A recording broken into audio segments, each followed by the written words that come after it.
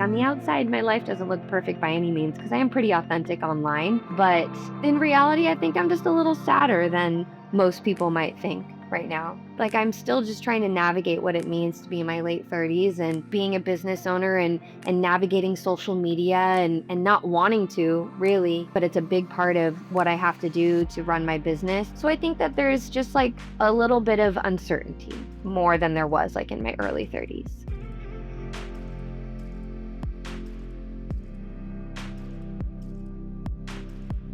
I'm Mariana, and this is Inner Lives, a podcast exploring the hidden psychological lives of modern women. Today's conversation is the first of two with Nicolette Amarillas. When we recorded this interview, Nicolette found herself in a season of questioning, grappling with belonging, identity, aging, and the quiet sadness that can exist even when life looks full from the outside. We also unexpectedly had to end our conversation early, but what unfolded felt too honest not to share. This is part one of my conversation with Nicolette. Nicolette, I'm very excited to have you here. I really wanted someone in the fitness industry to talk to. I've been in the industry for now 8 years, and it's a doozy of a place to be in. And there's so many different types of people. I wanted to talk to someone who was real and who was authentic. And you popped to my head right away. So thank you for I'm being honored. here. Yeah. And you are one of the most knowledgeable coaches I know. And again, like I said, real. But what I'm interested to hear is who you are if I were to take your resume out, all your accomplishments, the fact that you are a coach. Who are you today as a person? Oh gosh. Okay. Let's start Uh-huh. there. It's like that's an interesting question, especially coming like asking someone who is like a self-employed business owner because so much of our identity is in what we do. And with social media now, because you have to be a brand and you have to live what you're trying to sell, essentially. And in fitness, I'm sure other industries feel this way as well. So being able to separate myself, which is actually something I've been trying to do for many years. I would say first and foremost, I'm a partner, I'm a wife to my amazing husband Jason. I think that's an identity that I don't know that I'd ever feel so happy to share. Like when I was younger, like being a married woman was never, top of priority for me, but Mm. Jason is my partner, my life partner, and I love him so much. And I don't know, so many of the amazing things that I have going on in my life always incorporate him. So I would say, I'm a friend and a daughter and a partner. And right now in this season of my life, I'm really focusing on the people closest to me. So I think maybe that's why my brain first goes to who I am in relation to the people around me. Because as a human being, I think that's really important. And I'm coming to realize, especially again with social media and how wide our world has become and expansive and the exposure we have to so many people. I've really come just literally in the last 3 weeks, 4 weeks, come to terms with the fact that I need to almost close my circle a little bit and protect myself from so much information, so many people. Um, and that's been really helpful for my mental health as of late. So yeah, I think who I am is who I surround myself with and all the people that I love. Mm. Yeah. I love that. And you touched on so many things I want to get to today. Okay. But first, you touched on, you are your brand is you at work. I'm curious actually then to ask who were you before anyone told you who you should be? Like who were you as a girl? Yeah. I think I've always had a pretty big personality, even growing up. I loved to perform. I loved to like be like I was the kid that would put on shows for the family, every night for sure to entertain, to sing, dance, make people laugh. But I wasn't always very confident, and I think that has a lot to do with where I grew up though. I grew up in Orange County, and I never felt like I really fit in. even as a young kid. I just, I don't know, I never felt the same. So I didn't, it's not that I had a ton of confidence. I wasn't like stomping around like I'm the shit. um, but I think it was just a part of my personality to really want to make the people around me laugh, to entertain, to always be having fun.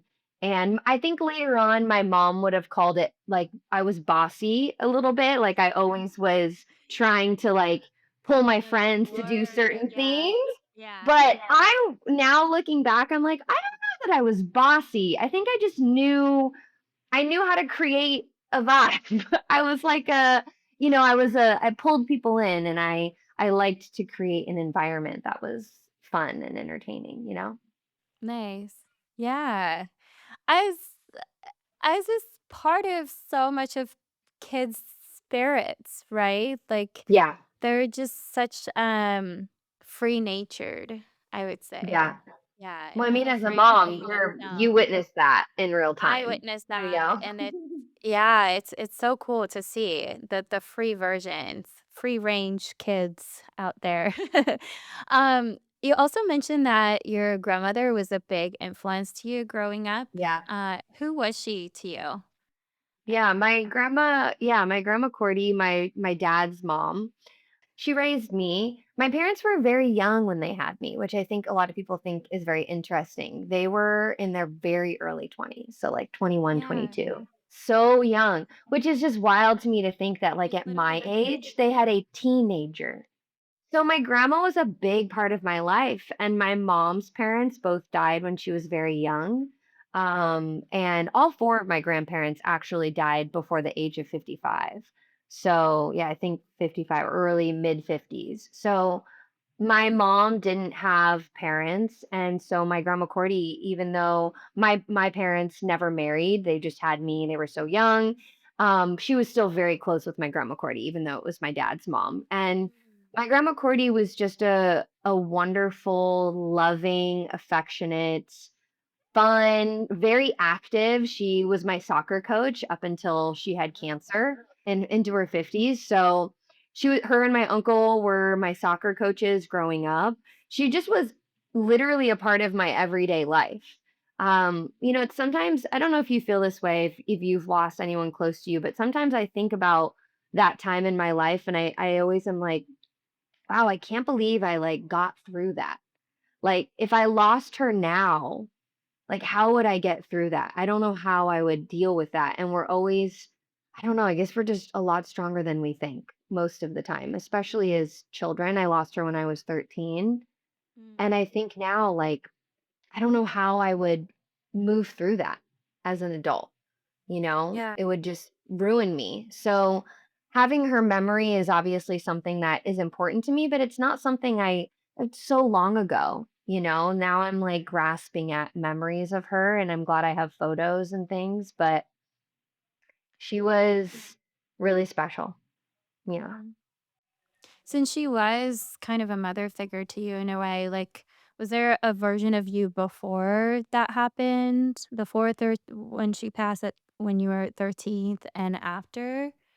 Yeah, that's a really good question. I don't remember, that I think this is also a hard part about mourning is being so young. I don't remember mourning. I don't know if that's normal or not. I remember her funeral and I actually remember more leading up to her passing because she had cancer, but she had kidney cancer that killed her pretty quickly, actually. Wasn't very long. And I remember those moments. I remember sleeping at her house. I remember the closeness that we had. I remember those intimate moments before, but I have no memory of how I felt after. And I think that's probably a protective mechanism for my brain. I'm not an expert. And I've never honestly thought about it until right now, but I think that's probably what it is. So to know who I was before and after is hard. I think just because of that age, I remember it happened around 9/11. And I remember resonating with all of the people that lost family and loved ones on 9/11 and thinking like I know how they feel. Like I just lost my grandma, or she died like right after. Can't It was like right before or right after. And I think what changed in me was realizing like how much someone's love and affection, like physical love and affection, can influence how you just see the rest of the world. And I'm lucky that my parents are also very loving and affectionate people, so I probably didn't miss as much of that because it wasn't just my grandma providing it. But she was definitely the matriarch of the family. And so I saw, actually, I'm kind of rambling, but you know what I did see is I saw the rest of my adult family Mm. crumble probably more than I did. Yeah. Yeah, my uncles, my dad, my uncles and my dad have never been the same since. And I think I hate to say it, it's not even luck, right? I wish I had gotten more time with her. But I think because as young children, we are so resilient and we have the ability to forget things. Hmm. And I think, like, I'm kind of working out in real time right now, the fact that I don't have a memory of mourning her in some way really helped protect me in some ways that it didn't Yeah. for my uncles and my mom. What I do know, just, from the past 5 years of being a mom, is that kids do have most of their memory is sensory. Mm. Rather than actual visuals. And so, yeah, like since you were so young, you probably have more sensations. Yep. And that's why you don't have actual visual memories of that, while it probably affected the adults around you more extremely. That's Yeah. why they had more of that access to them. Yeah, and I remember, and our family went through a lot in the years that followed. Mm. Yeah. Yeah, but it was, the adults that are, taking the brunt of that, I think, for sure. Yeah.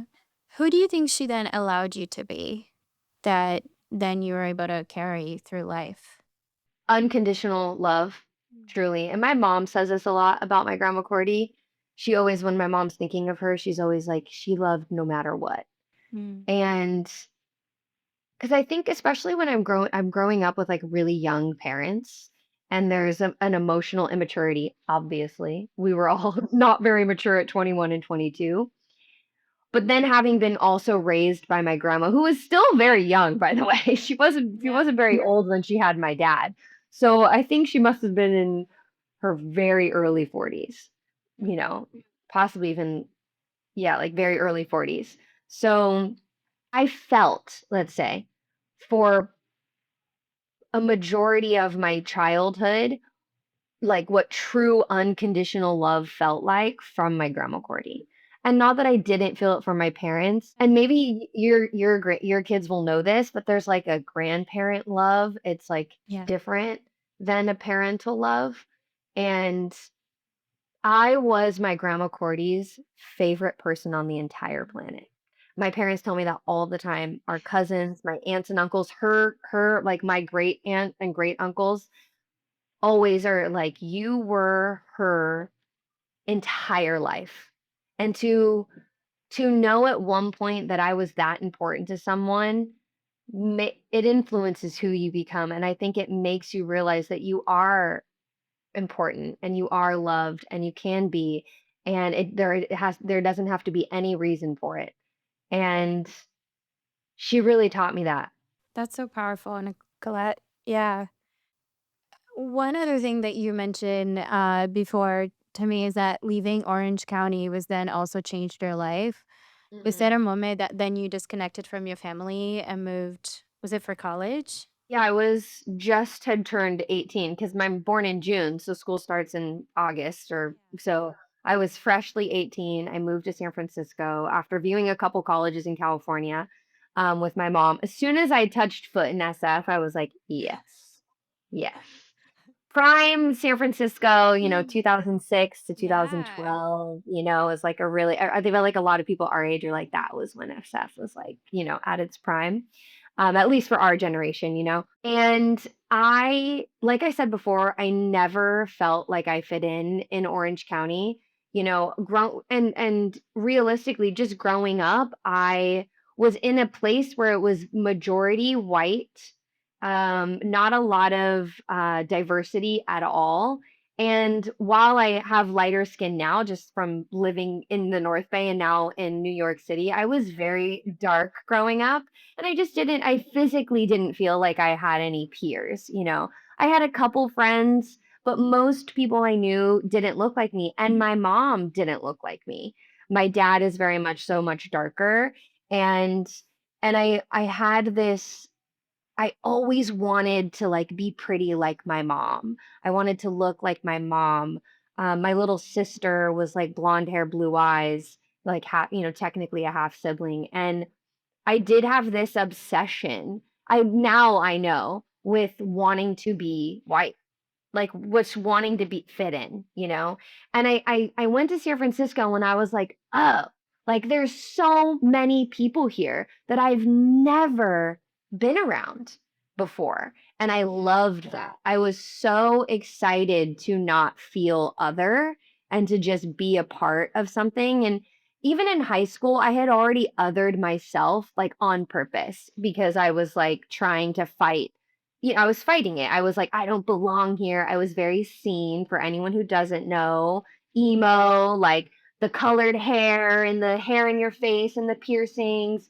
I was already like falling into that like alternative alt lifestyle to even farther separate myself from the people that I already felt so different from. Yeah. And of course, I had my close girlfriends and they were still good friends, and that was great. But the larger, picture, I just never felt like I fit in. So I definitely was escaping when I left Orange County for sure. But it was the best decision I ever made. Yeah. Do you It feel like truly was. there was a version of yourself that was always there, but was never allowed to exist in Orange County, and then you got Oh, to a city yeah. and you're like, I think and that's why, like, I went to San Francisco and I was like, "Oh my god, there's other scene kids here." Like, there's there's other, like, alt kids, there's people that have piercings, there's people of all ethnicities and colors, and it just was so different. Even just seeing homeless people for the first time, like, just truly diversity, and it changed me. And to this day, I always say that decision and the decision where we met, which is at Diacati, were to train there, of two of the best decisions I ever made in my entire life. San Francisco set me up. It truly made me who I am today. I would be, and I always say this, I would be a different person if I had stayed in Orange County. I am a I am a person of her environment. I am what is around me. I'm not too proud to admit that. Like, I am highly influenced by what's around me. And I don't think that's a bad thing. It's just real. It's what it is. And I know I would be so different if I had stayed in Orange County. And I'm so glad that I left. Yeah. yeah, and then actually this is a thread that I'm hearing a lot through the interviews, that depending on the experience people were having and the environment that they were in, it highly influenced how they felt about themselves and their lives and Mhm. how their lives panned out in the future. Yep. When did you then first realize if there was a memory, maybe probably back in Orange County, that you realized people were making assumptions about you? I remember, I think high school for sure. I definitely started to kinda like I said before, like, differentiate myself even more. Like, I wanted to stand out. I was like, "I already stand out, I wanna stand out more." And that's also my personality that I said from when I was a kid. I'm a performer, I like to stand out. I never wanted to, like, fit in necessarily, but I wanted to be liked. I mean, you're as a teenager, even if you're trying to dress different and be cool and be different, the thorough the same line through every teenager is you wanna be liked, Yeah. period. Like, that is what you want. You want your peers to like you. And I got to a point where I just felt like I knew that there was something different about me and the people around me. I would say outside of my close friends. We're talking like the broader group around me. And I always felt really misunderstood, Mm. deeply misunderstood. I think I came off as harsh and angry, probably because I was maybe a little bit angry at my peers and just wanting to, I mean, I wanted male attention and I didn't really get it. I wanted to feel pretty and I didn't. And I think that made me seem really harsh and like off putting for much of my teenage and like early 20s for sure. And I think later on, I think I lost like my goofiness for a long time and I would assume that's probably pretty common with teenagers too because again, you're trying to fit in, you're trying to be cool, you're trying to be liked, and so you lose the childishness about yourself. And I feel like I was able to come back to that in like my early to mid 20s once I was back in San Francisco or once I had moved to San Francisco. But before that, because I was trying to fit in so much, I just wanted to be liked and cool. And I think it just came off as really harsh. I know it did. Yeah. Yeah. So, what then has authenticity by going to San Francisco and feeling more free given you? No, I mean, you lived in San Francisco. We both have, but for those who haven't lived in San Francisco, there is something about SF, which I think I live in New York now, I think is very similar to New York, Mm. is there's always gonna be someone weirder. Yeah. Literally, literally. You are never gonna be the weirdest on the street or in the room. And I realized so quickly, like, oh, I'm just like everybody else. I felt so free to start dressing differently. I remember I went through like a sneakerhead phase. I was in like a really tomboy phase. And then I started wearing heels again. I just explored a ton. And with how I dyed I've had my hair dyed like 10 different colors. You know, I was very expressive, especially, and I did that in high school too in Orange County, but I always felt like I did it because I wanted people to see me different and I didn't want them to want to be my friend anymore. Like I got to a point where I was so resistant. Whereas in San Francisco, it was like, oh, no, I'm just free to do this. And so many other people are too. And no one's judging me for it, like at all. And that is how I fell in love with San Francisco. I did not fear exploration at all once I moved to San Francisco, and I would have never done that in Orange County. So, do you think the freedom was more about being able to fully express yourself and experiment, or actually blend in more? I think it was finally being able, you know what, it's not blending in, it was being like finding a group where they're like, "Oh, they're like me too." Belonging. And here's the thing, in Orange County, I had and they're still my close friends, my closest girlfriends, but I wasn't like them. Mm. At all. I was actually quite different. But that was okay because my best friend Kate, 2 years old since we've known each other. 2, it's crazy. So I've known her now for 36 years. And so it didn't matter. I don't care what she wears or how she does her hair. That was not a concern to me, right? My friendships in Orange County were like these deep, deep friendships that I had had for my whole life. But in San Francisco, I was like, "Oh, wait, these are people like me. These are people that are getting tattooed and have piercings and color their hair or listen to the same music as me." And I felt like I belonged for the first time in my whole life. And I remember in college, oh my God, if anyone from college is listening, it'd be so embarrassing. But I remember thinking, like, oh my God, this is what it feels to be popular in high school. Like, because I had friends and I knew people and they knew me. And like, I finally felt, I was like, oh, this is how popular people felt in high school. You know, this is how I felt like living on campus and my first couple years of college, finding like guys who I liked and they liked me back for the first time ever. I had never liked a boy who also had liked me back. So there was just a lot of moments of belonging that San Francisco brought me that I know I wouldn't have received if I had stayed where I was born, you know? And for some people, and I'm not, it's not to, shit on Orange County by any means. It just, Yeah. for me, it wasn't a good fit long term, into Yeah. adulthood. I want to change gears a little bit towards work, because one of the things you mentioned that is one of the hardest things for you today is separating who you are from what you do. Tell me a little bit about how you feel about work and how you connected that to who you are today. I started training in 2011. And that was after having worked at 24 Hour Fitness for a couple of years.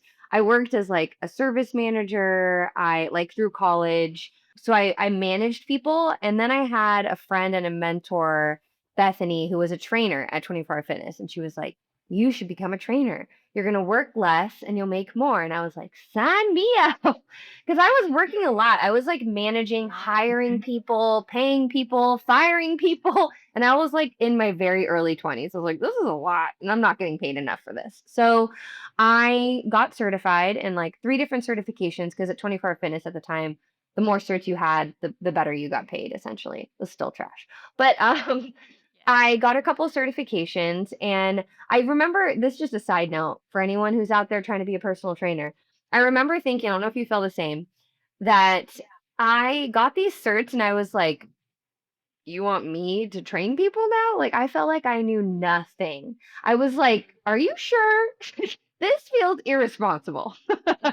um, so I still though I got three certs and I became a trainer and I really only trained at 24 Hour Fitness. I think it was like a year and a half before I went to Diacati, where we met and started my own business. And I would say that's definitely where my identity with being a trainer and growing a business really started. Because before that, it was just a job. But then when it's all you and nobody else, and it's your responsibility to get clients and get people to sign up and learn about you, it becomes, a full-time job being an entrepreneur. So that was when I was like 23 or 24 that I did that. I think again, my math is terrible. I think it was somewhere around there. And I fell headfirst into fitness. And I remember being at Diacati, and we were lucky enough to Mhm. really be surrounded by some very smart, Yes. successful trainers. And like I said before, first best decision I ever made, moving to San Francisco. Second best decision I ever made was training at Diacati. Mm. Billy and Mike had created this gym that just flourished in continuing education, mentorship, beautiful facility, incredible clientele that was coming through the door. And I would not be where I am today without them. 100%. It just, without Diacati, I wouldn't be where I am. And I quickly mentored under a trainer named Tom and was like, you're successful and you're charging a lot of money. And not only are you charging a lot of money, you're getting people results, you're eliminating pain, you are enjoying, you look like you're having fun. Like, I want to know what you're doing. And so I pretty much just followed in his footsteps almost completely and did Yeah. everything he was doing. Yeah, Diacati is such a special place. I think everyone who has worked there are probably very lucky to have experienced that environment. I'm curious then though, you touched on moving to San Francisco, really changing you and allowing you to be free. What fitness has given you emotionally beyond a career? Yeah. Yeah.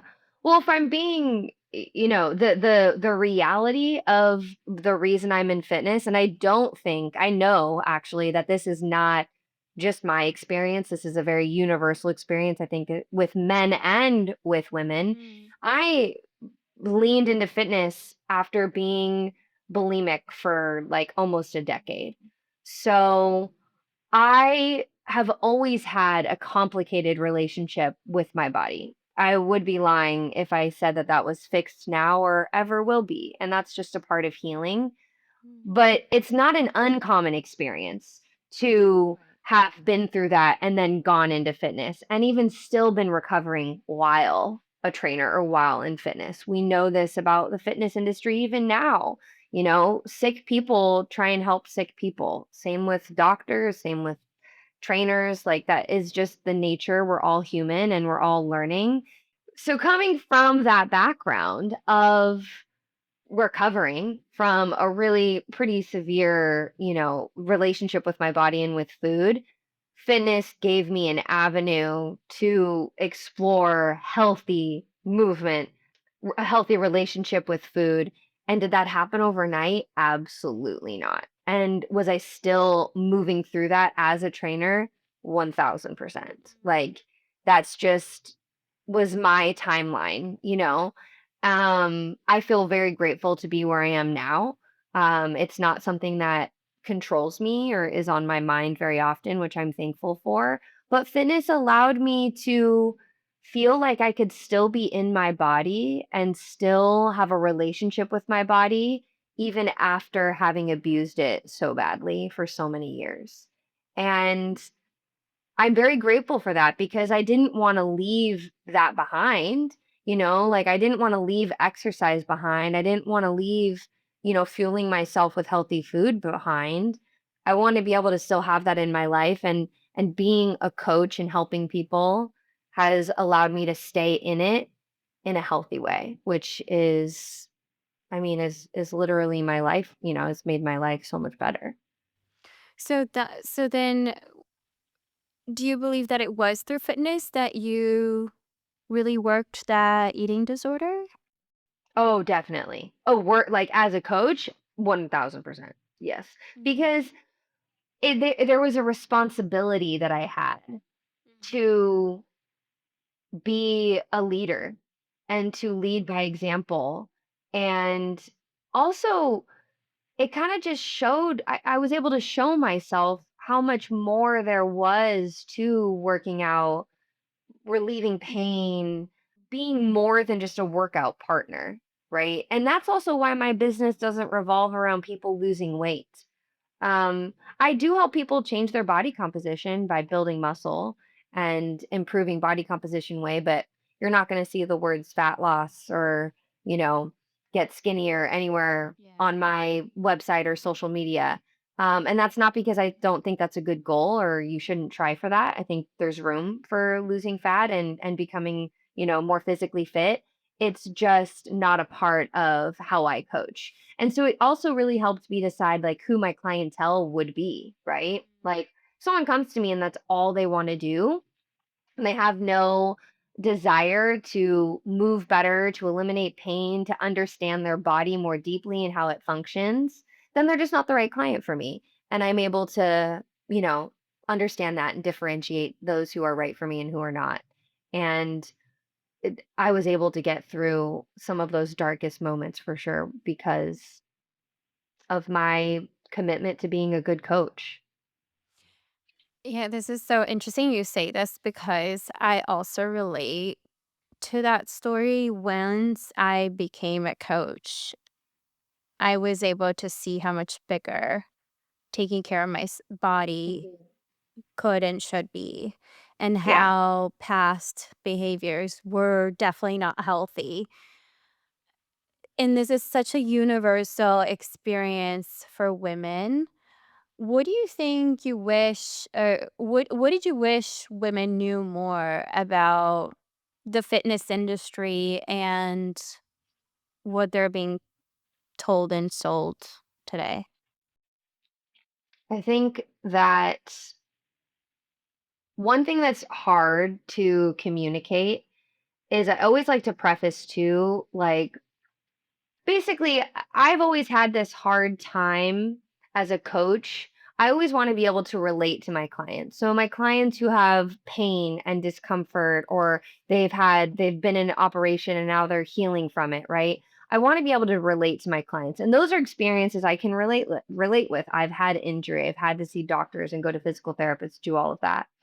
I think one hard part about being a coach is feeling I don't even this is really I've never really shared this, but I will. Like feeling almost a guilt around being a thin person my entire life and the ease that it's afforded me, not only in fitness, but getting jobs, being considered for roles, like so many things.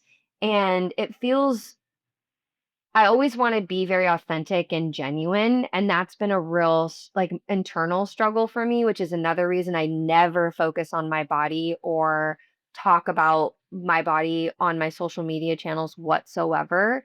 There's not something that comes up.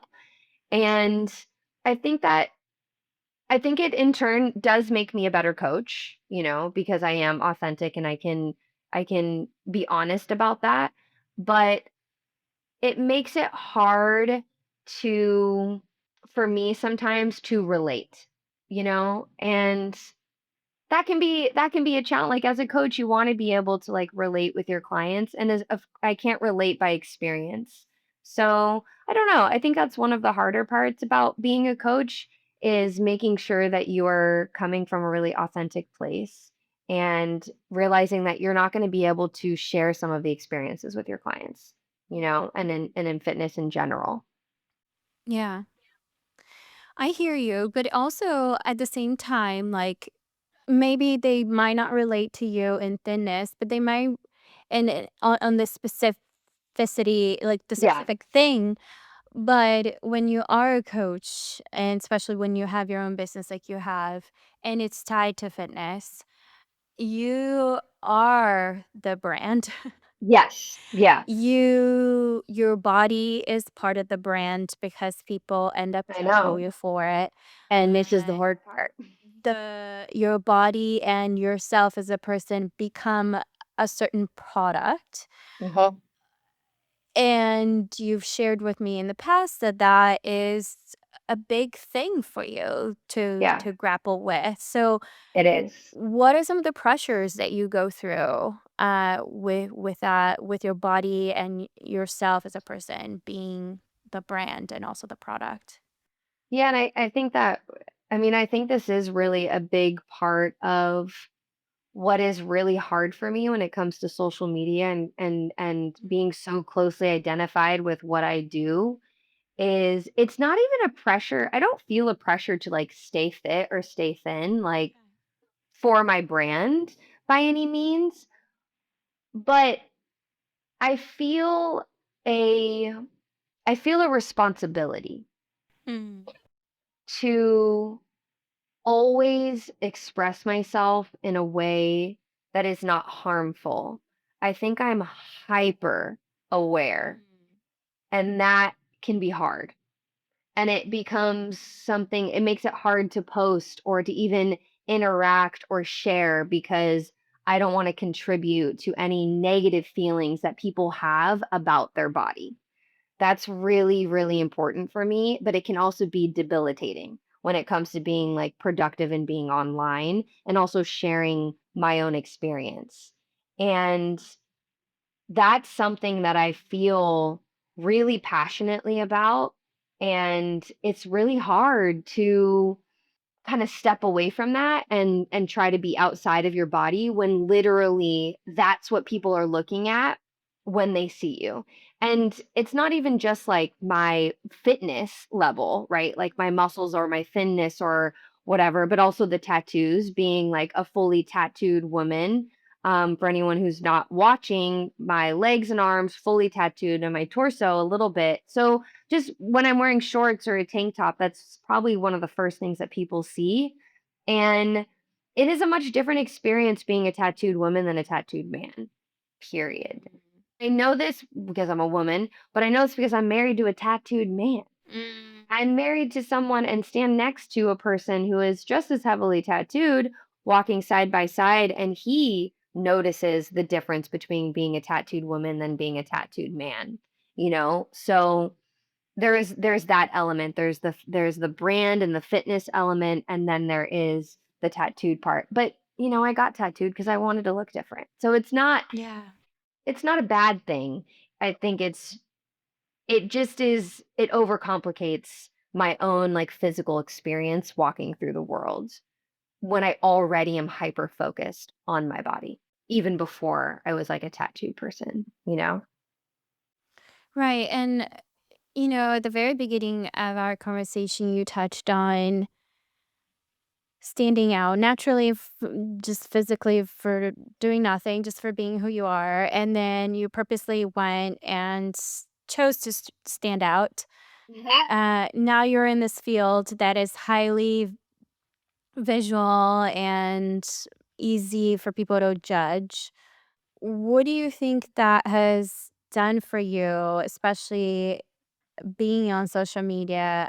What made it louder in your body, and what have you chosen to stay quiet or more hidden and more protective about?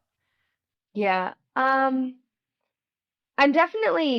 proud of, like, my tattoos and the way that my body looks. Like, that's something that I do love about myself. I love that I stand out, even in the high rocks race that I did this last weekend, me and my partner were both very heavily tattooed, and there's no other girl. There was, like, a few other girls with some tattoos, and, like, we had a whole bunch of the Yeah. girls come up to us like, "We love your tattoos, they're so cool," and I love that, like, especially from women, you know? But the experience is as a woman being tattooed is over sexualization all the time, online, in person, catcalling, like all of that is really, really intense. And again, as someone who is already so hyper aware of what their body looks like and is doing at all times, to know that there are also eyes on you definitely is not something I really thought about as a young person at 20 years old or 18 years old getting my first tattoo. These aren't things that I like really thought about as being something that I would deal with, but I also have found how much I'm able to connect with certain people. So when I was a coach on Tonal, I had so many members, literally, I would probably say maybe might be crazy to say like dozens reach out to me and say, "Oh, I got a tattoo because I loved working out with you so much and like you inspired me to get a tattoo." I know, right? Or like or would just share their tattoos with me. Like, "Hey, hey coach Nicolette, like I got a tattoo this weekend," and would like message me a photo of their tattoo. So there is a connector there for sure. And it's funny how that like was intersected with fitness in a way that I never thought it would be. But being on a big platform, like Tonal helped me feel more comfortable in that. Like, when I first was hired by Tonal, I was like, "What? I literally was like, "Are you sure?" Like, I'm not very like family friendly, and I am, but these are the things that I assumed about me in the eyes of a corporation, and I was told, "No, like, you're different, this is great, blah, blah, blah," and although there were times at the company that I definitely felt like I was not a priority based on how I look, I know that I wasn't on some marketing materials because of my tattoos, I still very much was a leader in the coaching group and on the platform, and it really helped me be so much more comfortable in my body knowing that like, "Oh, even this demographic of people," and I say this demographic because Tonal is a $5,000 machine, and okay, this demographic of fitness people or even just people Yeah. who've never worked out before take me seriously and like me and enjoy me and think that I'm great and really smart, even though I'm very tattooed. And that actually changed a lot about how I felt about myself as a tattooed person and being able to be respected and looked to as an authority figure. And I hope that that can change how people view other tattooed women as well, because let's face it, a lot of tattooed women are looked at as more sexual or sexualized or not my words, trashy. Um, and that's just not the case. A lot of people, it's now it's like less common to not have any tattoos, than have them. I think it's just the saturation of them that, makes the big difference for a lot of people, like how many you have. But hopefully I'm seeing like a the tides turn a little bit. Hmm. And so, considering then what you mentioned at the very beginning, too, of really focusing on prioritizing the people in your inner circle Mhm. and your community and being who you are authentic at work. What is something that you wish people understood about you that people often miss? What is one thing that you are still trying to figure out for yourself about yourself that you are not sure about? As I've gotten older, I'm very confident in who I am. I think being on camera for 6 years really helped solidify who I am, how to be authentic, how to captivate an audience while still being you. You're not acting, you're not being a character, you are being you, and you have to get people to like you, right? And like you enough to take your workouts and spend hours with you every single week. And that was such a practice in who am I? Like, what kind of person am I? And I'm way goofier than I ever was as a younger person, for sure, and I've really sat into that, but I think that's something people see. I don't think that's something that's misunderstood about me, Mm. but I do think I think it's easy to look at me and think that have all the confidence in the world and that I don't struggle with a lot of really negative and harmful self-talk, and I do still. And it's funny, even as like a confident person, I'm confident on camera, I'm confident in who I am, but there's so much about me still that creates insecurity. And what I think it is I think I've told my therapist this a couple times in the last few months is the insecurities I felt when I had an eating disorder Mm. are kind of showing themselves in new ways as I've gotten older. And for me, it's aging has been a topic. I think all my best friends are probably like, girl, we've heard that enough. But as someone who's turning 38, there is an obsession I have now with like getting older and this fear of aging. And that's probably something that I I would say that probably most people misunderstand about people our age in general, like late 30s. And it's really, really hard. And I don't have a solution. And it just is what it is. I'm still navigating it, but it's something that I deal with all of the time. And that's really hard because there's really no fix. Like, we're getting older and that's just what it is, you know? And our youth, it's like these moments where you look at people where they're in their early 20s and you're like, "Wait, that's not me. I'm not that anymore." You know? And coming to terms with that has been really, really hard for me, and not something that I share a ton with anyone outside of, like, my circle, you know? And it also sounds like it feels unfinished, right? Like it's something that you're Yeah. still very much working on and trying to figure it out. Exactly.